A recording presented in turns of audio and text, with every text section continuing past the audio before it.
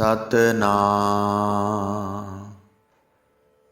ਸ਼੍ਰੀ ਵਾਹਿਗੁਰੂ ਸਾਹਿਬ JIO.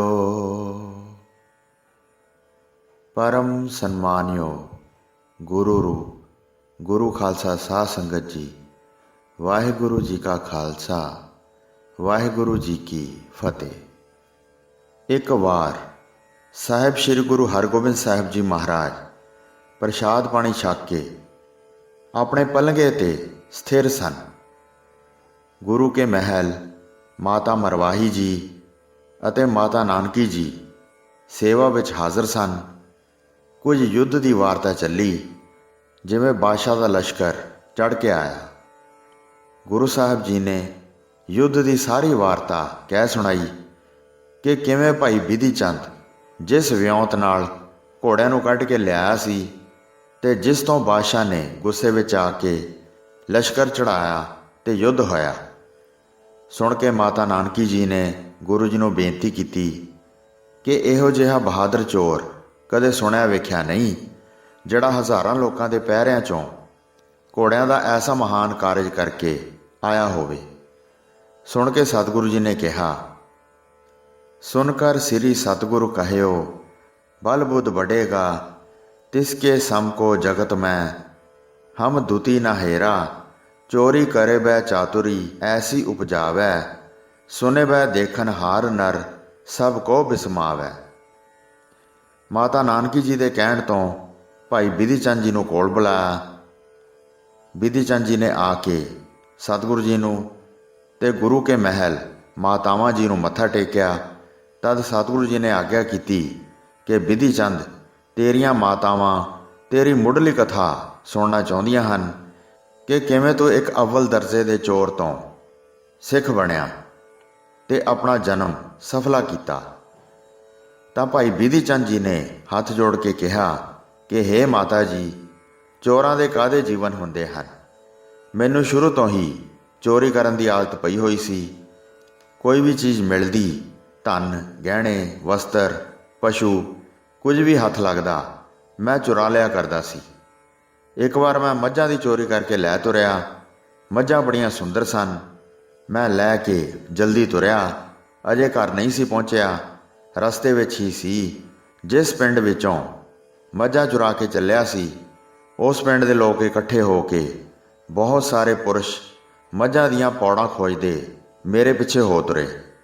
ਮੈਂ ਅੱਗੇ ਕਾਹਲੀ ਕਾਹਲੀ ਜਦੋਂ ਚੋਲੇ ਗ੍ਰਾਮ ਦੇ ਪਾਸ ਪਹੁੰਚਾ ਤਾਂ ਮੈਨੂੰ ਫੜਨ ਵਾਲੇ ਬਹੁਤ ਨੇੜੇ ਆ ਗਏ।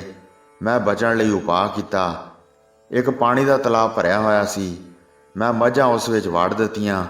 ਉੱਥੇ ਇੱਕ ਅਦਲੀ ਨਾਮ ਕਰਕੇ ਗੁਰੂ ਦਾ ਸਿੱਖ ਸ੍ਰੇਸ਼ਟ ਮੱਤ ਵਾਲਾ ਰਹਿੰਦਾ ਸੀ, ਜਿਸ ਦੀ ਸਾਧੂ ਬਿਰਤੀ ਸੀ। ਮੈਂ ਉਸ ਦੇ ਜਾ ਕੇ ਚਰਨ ਫੜੇ ਤੇ ਬੇਨਤੀ ਕੀਤੀ ਕਿ ਮੇਰੇ ਦੁਸ਼ਮਣਾਂ ਤੋਂ ਮੇਰੀ ਸਹਾਇਤਾ ਕਰੋ। ਮੈਂ ਤੁਹਾਡੀ ਸ਼ਰਨ ਹਾਂ। ਜੇ ਅੱਜ ਮੇਰੀ ਵਿਪਤਾ ਵਿੱਚ ਮਦਦ ਕਰਦੇ ਹੋ, ਮੈਂ ਤੁਹਾਡਾ ਸਿੱਖ ਬਣ ਕੇ ਸੇਵਾ ਕਰਾਂਗਾ। ਤੁਸੀਂ ਪਰਉਪਕਾਰੀ ਸੰਤ ਹੋ, ਅੱਜ ਮੇਰੇ ਚੋਰ ਤੇ ਦਇਆ ਦ੍ਰਿਸ਼ਟੀ ਕਰੋ। ਭਾਈ ਅਦਲੀ ਬੇਨਤੀ ਸੁਣ ਕੇ ਬਹੁਤ ਕਿਰਪਾਲੂ ਹੋ ਗਿਆ। ਸ੍ਰੇਸ਼ਟ ਮੱਤ ਦਿੱਤੀ। ਮੇਰਾ ਕੋਈ ਪੂਰਬਲਾ ਭਾਗ ਸੀ। ਕਹਿਣ ਲੱਗਾ ਕਿ ਤੂੰ ਸ਼੍ਰੀ ਗੁਰੂ ਅਰਜਨ ਦੇਵ ਸਾਹਿਬ ਜੀ ਦਾ ਧਿਆਨ ਧਰ ਲੈ ਅਤੇ ਰੱਖਿਆ ਲਈ ਜਿਵੇਂ ਮੈਨੂੰ ਬੇਨਤੀ ਕੀਤੀ ਹੈ, ਇਸੇ ਤਰ੍ਹਾਂ ਮੇਰੇ ਗੁਰੂ ਅਰਜਨ ਦੇਵ ਜੀ ਨੂੰ ਬੇਨਤੀ ਕਰ। ਔਰ ਮੈਂ ਵੀ ਬੇਨਤੀ ਕਰਦਾ ਹਾਂ ਕਿ ਤੇਰੀ ਰੱਖਿਆ ਹੋਵੇ। ਔਰ ਰੱਖਿਆ ਹੋਣ ਤੋਂ ਇਹ ਵਾਅਦਾ ਕਰ ਕਿ ਮੇਰਾ ਸਿੱਖ ਨਹੀਂ, ਮੇਰੇ ਗੁਰੂ ਦਾ ਸਿੱਖ ਬਣਨਾ ਹੋਵੇਗਾ। ਕਿਉਂਕਿ ਗੁਰੂ ਘਰ ਦੀ ਇਹ ਮਰਿਆਦਾ ਹੈ ਕਿ ਗੁਰੂ ਸਿਰਫ ਇੱਕ ਹੀ ਹੁੰਦਾ ਹੈ। ਅਸੀਂ ਸਾਰੇ ਉਸ ਦੇ ਸਿੱਖ ਹਾਂ। ਸਿੱਖਾਂ ਨੂੰ ਅੱਗੇ ਆਪਣੇ ਸਿੱਖ ਬਣਾਉਣ ਦੀ ਆਗਿਆ ਨਹੀਂ। ਸਿੱਖ ਤਾਂ ਗੁਰੂ ਨਾਨਕ ਦੇਵ ਜੀ ਦੀ ਗੱਦੀ ਦੇ ਸਿੱਖ ਬਣਾਉਂਦੇ ਹਨ। ਹੇ ਮਾਤਾ ਜੀ, ਮੈਂ ਅਦਲੀ ਸਿੱਖ ਦਾ ਉਪਦੇਸ਼ ਸੁਣ ਕੇ ਸ਼੍ਰੀ ਗੁਰੂ ਅਰਜਨ ਦੇਵ ਜੀ ਨੂੰ ਬੇਨਤੀ ਕੀਤੀ। ਮੈਂ ਹਿਰਦੇ ਵਿੱਚ ਧਿਆਨ ਧਰ ਕੇ ਸਥਿਰ ਹੋ ਕੇ ਬੇਨਤੀ ਕੀਤੀ। ਇਤਨੇ ਨੂੰ ਖੋਜੀਆਂ ਦਾ ਟੋਲਾ ਉਸੇ ਤਲਾਅ 'ਤੇ ਪਹੁੰਚਿਆ। ਪੈੜ ਤਲਾਅ 'ਤੇ ਆ ਕੇ ਅੱਗੇ ਨਹੀਂ ਚੱਲਦੀ। ਖੋਜੀ ਇੱਧਰ ਉੱਧਰ ਲੱਭਦੇ ਭਾਈ ਅਦਲੀ ਨੂੰ ਵੇਖ ਕੇ ਉਸ ਦੇ ਪਾਸ ਪਹੁੰਚੇ। ਭਾਈ ਅਦਲੀ ਨੇ ਪਹਿਲਾਂ ਹੀ ਕਿਹਾ ਕਿ ਹੇ ਭਾਈ, ਕੀ ਖੋਜਦੇ ਹੋ? ਤਾਂ ਉਹਨਾਂ ਲੋਕਾਂ ਨੇ ਜਵਾਬ ਦਿੱਤਾ ਕਿ ਇੱਕ ਚੋਰ ਸਾਡੀਆਂ ਮੱਝਾਂ ਚੁਰਾ ਕੇ ਲਿਆਇਆ ਹੈ। ਉਸ ਦੀ ਖੋਜ ਇੱਥੇ ਤੱਕ ਆਉਂਦੀ ਹੈ, ਇਸ ਤੋਂ ਅੱਗੇ ਪਤਾ ਨਹੀਂ ਚੱਲਦਾ। ਅਗਰ ਤੁਸੀਂ ਮੱਝਾਂ ਦੇਖੀਆਂ ਹਨ ਤਾਂ ਕਿਰਪਾ ਕਰਕੇ ਸੰਤ ਜੀ ਦੱਸੋ ਕਿ ਕਿਹੜੇ ਪਾਸੇ ਨੂੰ ਗਈਆਂ ਹਨ। ਇਹ ਸੁਣ ਕੇ ਭਾਈ ਅਦਲੀ ਜੀ ਸੋਚਣ ਲੱਗੇ ਕਿ ਝੂਠ ਬੋਲਾਂ ਤਾਂ ਧਰਮ ਜਾਂਦਾ ਹੈ, ਤੇ ਸੱਚ ਕਹਿੰਦਾ ਹਾਂ ਤਾਂ ਇਸ ਚੋਰ ਦੀ ਜਾਨ ਜਾਂਦੀ ਹੈ। ਮਨ ਹੀ ਮਨ ਫੈਸਲਾ ਕੀਤਾ ਕਿ ਬੋਲੀਏ ਤਾਂ ਸੱਚ ਹੀ। ਆਪ ਹੀ ਸ਼੍ਰੀ ਗੁਰੂ ਅਰਜਨ ਦੇਵ ਜੀ ਕੋਈ ਕਲਾ ਧਾਰ ਕੇ ਬਚਾ ਕਰਨਗੇ। ਇਹ ਭਰੋਸਾ ਧਾਰ ਕੇ ਭਾਈ ਸਾਹਿਬ ਜੀ ਨੇ ਉੱਤਰ ਦਿੱਤਾ, ਸੁਨ ਅਦਲੀ ਉੱਤਰ ਦਿਓ ਮੈਖੀ ਸਰ ਮਾਹੀ, ਇਨ ਬਿਨ ਅਪਰ ਨਾ ਮੈਂ ਪਿਖੀ, ਕੋ ਗਮਨਿਓ ਨਾਹੀ। ਸੁਨ ਬੋਲੇ ਦੇਖੀ ਭਲੀ, ਇਹ ਨਹੀਂ ਹਮਾਰੀ, ਕਪਲ ਬਰਨ ਕੀ ਇਹੋ ਸਕਲ, ਹਮਰੀ ਸਬਕਾਰੀ। ਤੇ ਗੁਰੂ ਸਾਹਿਬ ਜੀ ਨੇ ਐਸੀ ਕਿਰਪਾ ਕੀਤੀ ਕਿ ਕਾਲੇ ਰੰਗ ਦੀਆਂ ਮੱਝਾਂ ਭੂਰੀਆਂ ਹੋ ਗਈਆਂ। ਇਉਂ ਇੱਧਰ ਉੱਧਰ ਦੇਖ ਕੇ ਜਦੋਂ ਲੱਭਦੇ ਹੋਏ ਥੱਕ ਕੇ ਆਪਣੇ ਘਰ ਨੂੰ ਮੁੜ ਗਏ ਤਾਂ ਭਾਈ ਅਦਲੀ ਨੇ ਕਿਹਾ ਕਿ ਗੁਰੂ ਦੀ ਕਲਾ ਦੇਖ ਲਈ। ਇਉਂ ਸਤਿਗੁਰੂ ਜੀ ਸਹਾਇਤਾ ਕਰਦੇ ਹਨ। ਇਹ ਤਾਂ ਐਸੇ ਲੋਕ ਦੀ ਸਹਾਇਤਾ ਹੈ, ਉਹ ਤਾਂ ਪਰਲੋਕ ਵਿੱਚ ਵੀ ਸਹਾਇਤਾ ਕਰਦੇ ਹਨ। ਤੇ ਸਾਰੀਆਂ ਮੱਝਾਂ ਦਾ ਰੰਗ ਹੋਰ ਦਾ ਹੋਰ ਕਰ ਦਿੱਤਾ। ਮੈਂ ਇਹ ਪ੍ਰਤੱਖ ਕਰਾਮਾਤ ਵੇਖ ਕੇ ਚੋਰੀ ਦਾ ਧੰਦਾ ਤਿਆਗ ਕੇ ਗੁਰੂ ਜੀ ਦੀ ਸ਼ਰਨ ਪ੍ਰਾਪਤ ਕਰਨ ਦਾ ਮਨ ਬਣਾ ਲਿਆ। ਭਾਈ ਅਦਲੀ ਦਾ ਉਪਦੇਸ਼ ਸੁਣ ਕੇ ਮੱਝਾਂ ਤਲਾਅ ਚੋਂ ਕੱਢੀਆਂ, ਲੋੜਵੰਦ ਗਰੀਬਾਂ ਅਨਾਥਾਂ ਨੂੰ ਵੰਡ ਦਿੱਤੀਆਂ। ਭਾਈ ਅਦਲੀ ਨੂੰ ਨਾਲ ਲੈ ਕੇ ਅੰਮ੍ਰਿਤਸਰ ਪਹੁੰਚਿਆ। ਸ਼੍ਰੀ ਗੁਰੂ ਅਰਜਨ ਦੇਵ ਜੀ ਦੇ ਦਰਸ਼ਨ ਕੀਤੇ। ਜਿਵੇਂ ਦੇਵਤਿਆਂ ਦੀ ਸਭਾ ਵਿੱਚ ਬ੍ਰਹਮਾ ਸੁਭਾਇਮਾਨ ਹੁੰਦਾ ਹੈ, ਇਸੇ ਤਰ੍ਹਾਂ ਸ਼੍ਰੀ ਗੁਰੂ ਅਰਜਨ ਦੇਵ ਜੀ ਸਿੱਖਾਂ ਦੀ ਸਭਾ ਵਿੱਚ ਬੈਠੇ ਸਨ। ਨਮਸਕਾਰ ਕਰਕੇ ਬੈਠ ਗਏ ਤੇ ਭਾਈ ਅਦਲੀ ਨੇ ਸਾਰੀ ਵਾਰਤਾ ਕਹਿ ਸੁਣਾਈ ਕਿ ਹੇ ਸਤਿਗੁਰੂ ਜੀ, ਹੁਣ ਇਹ ਆਪ ਜੀ ਦੀ ਸ਼ਰਨ ਵਿੱਚ ਸਿੱਖ ਹੋਣ ਲਈ ਆਇਆ ਹੈ, ਮੁਕਤ ਹੋਣ ਲਈ ਆਪ ਜੀ ਦੇ ਚਰਨਾਂ ਵਿੱਚ ਰਹਿਣਾ ਚਾਹੁੰਦਾ ਹੈ। ਇਹ ਬੇਨਤੀ ਸੁਣ ਕੇ ਦਰਿਆ ਦੇ ਖਜ਼ਾਨੇ ਸਤਿਗੁਰੂ ਜੀ ਪ੍ਰਸੰਨ ਹੋ ਗਏ। ਭਾਈ ਬਿਧੀ ਚੰਦ ਕਹਿ ਰਿਹਾ ਹੈ ਕਿ ਮਾਤਾ ਜੀ, ਮੈਨੂੰ ਗੁਰੂ ਸਾਹਿਬ ਜੀ ਨੇ ਚਰਨਾਮ੍ਰਿਤ ਦਿੱਤਾ ਤੇ ਆਪਣਾ ਸਿੱਖ ਬਣਾ ਲਿਆ। ਸਤਨਾਮ ਦਾ ਸਿਮਰਨ ਦੇ ਦਿੱਤਾ ਔਰ ਨਾਲ ਬਚਨ ਕੀਤਾ ਕਿ ਅੱਗੇ ਤੋਂ ਚੋਰੀ ਨਹੀਂ ਕਰਨੀ, ਗੁਰਬਾਣੀ ਪੜ੍ਹਨੀ ਤੇ ਸੁਣਨੀ ਹੈ, ਹਿਰਦੇ ਵਿੱਚ ਵਾਹਿਗੁਰੂ ਨੂੰ ਯਾਦ ਕਰਨਾ ਹੈ। ਗੁਰੂ ਜੀ ਦਾ ਇਹ ਬਚਨ ਸੁਣ ਕੇ ਮੈਂ ਬੇਨਤੀ ਕੀਤੀ ਕਿ ਮਹਾਰਾਜ ਜੀ, ਹੋਰ ਤਾਂ ਮੈਂ ਸਭ ਕੁਝ ਛੱਡ ਸਕਦਾ ਹਾਂ, ਪਰ ਚੋਰੀ ਕਰਨ ਦਾ ਮੇਰਾ ਸੁਭਾਅ ਬਣ ਚੁੱਕਾ ਹੈ। ਤਾਂ ਸਤਿਗੁਰੂ ਜੀ ਨੇ ਸੁਣ ਕੇ ਬੜੇ ਖੁਸ਼ ਹੋ ਕੇ ਬਚਨ ਕੀਤਾ ਕਿ ਜੇ ਚੋਰੀ ਨਹੀਂ ਛੁੱਟਦੀ ਤਾਂ ਫਿਰ ਚੋਰੀ ਕਰਨ ਦਾ ਥੋੜ੍ਹਾ ਜਿਹਾ ਢੰਗ ਬਦਲ ਲੈ, ਉਸ ਵਿੱਚ ਵੀ ਤੇਰਾ ਭਲਾ ਹੋ ਜਾਏਗਾ। ਕਿਸੇ ਨੂੰ ਗਰੀਬ ਦੇਖੋ, ਦੁਖੀ ਹੋਵੇ, ਉਸ ਦੇ ਘਰ ਤਾਂ ਕਦੇ ਭੁੱਲ ਕੇ ਵੀ ਚੋਰੀ ਨਹੀਂ ਕਰਨੀ। ਜਿਹੜਾ ਕੋਈ ਬਹੁਤਾ ਵੱਡਾ ਧਨੀ ਹੋਵੇ, ਉਸ ਦੇ ਘਰ ਤੋਂ ਥੋੜ੍ਹਾ ਧਨ ਲੈ ਕੇ ਉਹਨਾਂ ਗਰੀਬਾਂ ਅਨਾਥਾਂ ਦੁਖੀਆਂ ਦੀ ਮਦਦ ਕਰਿਆ ਕਰ। ਇਸ ਵਿੱਚ ਤੇਰੀ ਆਦਤ ਵੀ ਪੂਰੀ ਹੋ ਜਾਏਗੀ, ਕਿਸੇ ਗਰੀਬ ਦੀ ਮਦਦ ਵੀ ਹੋ ਜਾਇਆ ਕਰੇਗੀ ਔਰ ਧਨੀ ਪੁਰਸ਼ਾਂ ਨੂੰ ਬਹੁਤਾ ਕੋਈ ਫਰਕ ਨਹੀਂ ਪਏਗਾ। ਸਤਿਗੁਰੂ ਜੀ ਦਾ ਉਪਦੇਸ਼ ਸੁਣ ਕੇ ਮੈਂ ਹਿਰਦੇ ਵਿੱਚ ਧਾਰਨ ਕਰ ਲਿਆ। ਮੈਂ ਭਾਈ ਅਦਲੀ ਸਿੱਖ ਦੇ ਨਾਲ ਆਪਣੇ ਨਾਨਕੇ ਸਰਹਾਲੀ ਆ ਗਿਆ। ਮੈਂ ਆਪਣੀ ਇਹ ਚੋਰੀ ਦੇ ਸੁਭਾਅ ਅਨੁਸਾਰ ਕੰਮ ਆਰੰਭ ਕਰ ਦਿੱਤਾ ਕਿ ਜਦੋਂ ਚੋਰੀ ਨੂੰ ਜੀ ਕਰੇ, ਧਨੀ ਪੁਰਸ਼ ਤੋਂ ਧਨ ਚੁਰਾ ਕੇ ਕਿਸੇ ਗਰੀਬ ਨੂੰ ਵੰਡ ਦੇਣਾ। ਇਸ ਤਰ੍ਹਾਂ ਗਰੀਬਾਂ ਵਿੱਚ ਮੇਰਾ ਪਿਆਰ ਤੇ ਸਤਿਕਾਰ ਵੱਧ ਗਿਆ। ਲੋੜਵੰਦ ਗਰੀਬ ਮੇਰੇ ਦਰ 'ਤੇ ਆਉਣ ਲੱਗੇ। ਮੈਂ ਗੁਰੂ ਦੇ ਭੈ ਵਿੱਚ ਉਹਨਾਂ ਦਾ ਸਹਾਰਾ ਬਣਿਆ। ਇੱਕ ਦਿਨ ਮੇਰੇ ਕੋਲ ਇੱਕ ਬ੍ਰਾਹਮਣੀ ਆਈ ਜੋ ਬੜੀ ਦੁਖੀ ਸੀ। ਆ ਕੇ ਕਹਿਣ ਲੱਗੀ ਕਿ ਹੇ ਗੁਰੂ ਦੇ ਸਿੱਖ, ਮੈਂ ਤੇਰਾ ਜਸ ਸੁਣ ਕੇ ਆਈ ਹਾਂ। ਤੂੰ ਗਰੀਬਾਂ 'ਤੇ ਬੜੀ ਦਇਆ ਧਾਰਦਾ ਹੈ। ਸਾਡੇ ਘਰ ਇਤਨੀ ਗਰੀਬੀ ਹੈ ਕਿ ਕਈ ਵਾਰੀ 2-2 ਦਿਨ ਰੋਟੀ ਨਹੀਂ ਪੱਕਦੀ। ਹੁਣ ਧੀ ਵੀ ਜਵਾਨ ਹੋ ਗਈ ਹੈ। ਜਿੱਥੇ ਯੋਗਵਾਰ ਮਿਲਦਾ ਖਰਚ ਕਰਨ ਲਈ ਪੈਸਾ ਨਹੀਂ। ਮੇਰੀ ਮਦਦ ਕਰ, ਜਿਸ ਨਾਲ ਮੈਂ ਧੀ ਦਾ ਵਿਆਹ ਕਰ ਸਕਾਂ। ਬ੍ਰਾਹਮਣੀ ਨੂੰ ਪੁੱਛਿਆ ਕਿ ਕਿਤਨੇ ਪੈਸਿਆਂ ਵਿੱਚ ਵਿਆਹ ਦਾ ਕਾਰਜ ਹੋ ਸਕਦਾ ਹੈ।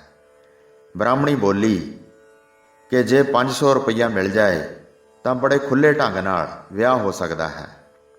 ਭਾਈ ਬਿਧੀ ਚੰਦ ਜੀ ਕਹਿਣ ਲੱਗੇ ਕਿ ਮੈਂ ਉਸ ਵੇਲੇ ਧਨ ਦੇਣ ਦਾ ਵਾਅਦਾ ਕੀਤਾ ਕਿ ਮੈਂ 5 ਦਿਨਾਂ ਤੋਂ ਬਾਅਦ ਤੈਨੂੰ 500 ਰੁਪਈਆ ਦੇ ਦਿਆਂਗਾ। ਜਹਾਂਗੀਰ ਦੀਆਂ ਬੇਗਮਾਂ ਰਸਤੇ ਵਿੱਚ ਆਉਂਦੀਆਂ ਸੁਣੀਆਂ। ਚੰਬੇ ਦੂਣ ਵਿੱਚ ਡੇਰਾ ਸੁਣਿਆ ਤੇ ਮੈਂ ਵੀ ਉੱਥੇ ਪਹੁੰਚ ਗਿਆ। ਦਾਅ ਬਚਾ ਕੇ ਇਸਤਰੀਆਂ ਵਾਲੇ ਕੱਪੜੇ ਪਾ ਕੇ ਰਾਤ ਦੇ ਸਮੇਂ ਜਦੋਂ ਬਕਸੇ ਦਾ ਤਾਲਾ ਖੋਲ੍ਹਿਆ 500 ਰੁਪਈਆ ਕੱਢ ਕੇ ਲੈ ਚੱਲਿਆ। ਸੋਨੇ ਦੇ ਗਹਿਣਿਆਂ ਦੇ ਡੱਬੇ ਤਿਆਗ ਦਿੱਤੇ, ਖੋਲ ਸਾਰੇ ਧਰ ਦਿੱਤੇ, ਕਿਉਂਕਿ ਮੈਨੂੰ 500 ਰੁਪਈਏ ਹੀ ਚਾਹੀਦੇ ਸਨ। ਉਹ ਪੈਸੇ ਬ੍ਰਾਹਮਣੀ ਨੂੰ ਦਿੱਤੇ ਜਿਸ ਨੇ ਆਪਣੀ ਧੀ ਵਿਆਹੀ। ਜਦੋਂ ਬੇਗਮਾਂ ਜਾਗੀਆਂ ਤਾਂ ਹਲਚਲ ਪੈ ਗਈ, ਵੱਡਾ ਰੌਲਾ ਪੈ ਗਿਆ ਤੇ ਨਾਲੇ ਹੈਰਾਨੀ ਸੀ ਕਿ ਨਾਲੇ ਚੋਰੀ ਤੇ ਨਾਲੇ ਇਮਾਨਦਾਰੀ। ਜਹਾਂਗੀਰ ਨੂੰ ਦੱਸਿਆ। ਜਹਾਂਗੀਰ ਨੇ ਨੇੜੇ ਦੇ ਪਿੰਡਾਂ 'ਚੋਂ ਲੋਕ ਫੜ ਲਏ। ਉਹਨਾਂ 'ਤੇ ਮਾਰ ਪੈਣ ਲੱਗੀ। ਸਰਹਾਲੀ ਪਹੁੰਚ ਕੇ ਕੁਝ ਲੋਕਾਂ ਨੇ ਆਪਣਾ ਦੁੱਖ ਸਰਹਾਲੀ ਵਾਲਿਆਂ ਕੋਲ ਰੋਇਆ ਤਾਂ ਉਹਨਾਂ ਨੇ ਕਿਹਾ ਕਿ ਸਾਡਾ ਦੋਹਤਾ ਤੁਹਾਡਾ ਦੁੱਖ ਦੂਰ ਕਰ ਸਕਦਾ ਹੈ। ਮੈਂ ਜਾ ਕੇ ਬਾਦਸ਼ਾਹ ਦੇ ਪੇਸ਼ ਹੋਇਆ ਕਿ ਬਾਦਸ਼ਾਹ, ਚੋਰੀ ਤੇ ਮੈਂ ਕੀਤੀ ਹੈ। ਬਾਦਸ਼ਾਹ ਨੇ ਹੈਰਾਨ ਹੋ ਕੇ ਕਿਹਾ ਕਿ ਤੂੰ ਕੈਸਾ ਚੋਰ ਹੈ? ਬਹੁਤਾ ਧਨ ਤਿਆਗ ਕੇ ਥੋੜ੍ਹਾ ਧਨ ਗ੍ਰਹਿਣ ਕੀਤਾ ਹੈ। ਭਾਈ ਬਿਧੀ ਚੰਦ ਨੇ ਸਾਰੀ ਵਾਰਤਾ ਕਹਿ ਸੁਣਾਈ ਕਿ ਇੱਕ ਗਰੀਬ ਬ੍ਰਾਹਮਣੀ ਦੀ ਲੜਕੀ ਵਿਆਹੁਣ ਵਾਸਤੇ ਕੇਵਲ 500 ਰੁਪਈਏ ਚਾਹੀਦੇ ਸਨ। ਇਸ ਲਈ ਮੈਂ ਤੇਰੇ ਹੀਰੇ ਮੋਤੀ ਸਭ ਤਿਆਗ ਕੇ ਕੇਵਲ 500 ਰੁਪਈਏ ਹੀ ਲਏ ਹਨ। ਮੇਰੇ ਗੁਰੂ ਅਰਜਨ ਸਾਹਿਬ ਜੀ ਦਾ ਇਹੀ ਹੁਕਮ ਸੀ ਕਿ ਗਰੀਬਾਂ ਦੀ ਮਦਦ ਕਰਨੀ ਹੈ। ਮੈਂ ਚੋਰੀ ਆਪਣੇ ਲਈ ਨਹੀਂ, ਗਰੀਬਾਂ ਲਈ ਕਰਦਾ ਹਾਂ। ਸੋ ਇਸੇ ਪ੍ਰਕਾਰ ਭਾਈ ਬਿਧੀ ਚੰਦ ਜੀ ਨੇ ਪਰਉਪਕਾਰ ਕਰਨ ਕਰਕੇ ਔਰ ਨਾਮ ਦਾ ਗੂੜਾ ਰੰਗ ਚੜ੍ਹਨ ਕਰਕੇ 6ਵੇਂ ਪਾਤਸ਼ਾਹ ਸ੍ਰੀ ਗੁਰੂ ਹਰਗੋਬਿੰਦ ਸਾਹਿਬ ਜੀ ਕੋਲ ਰਹਿ ਕੇ ਚੋਰੀ ਹੋਏ ਘੋੜੇ ਲੈ ਕੇ ਆਉਣ ਦਾ ਜਸ ਖੱਟਿਆ ਅਤੇ ਗੁਰੂ ਜੀ ਤੋਂ ਬਿਧੀ ਚੰਦ ਸ਼ੀਨਾ ਗੁਰੂ ਕਾ ਸੀਨਾ ਵਰ ਪ੍ਰਾਪਤ ਕੀਤਾ।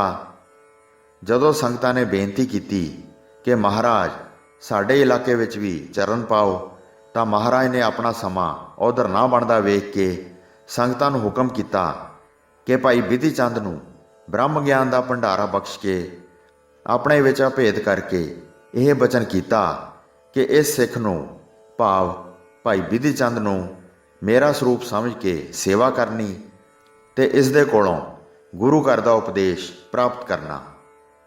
ਜੋ ਕੋਈ ਭਾਈ ਬਿਧੀ ਚੰਦ ਤੇ ਮੇਰੇ ਵਿੱਚ ਫਰਕ ਸਮਝੇਗਾ ਉਸ ਦੀ ਕਲਿਆਣ ਨਹੀਂ ਹੋਵੇਗੀ।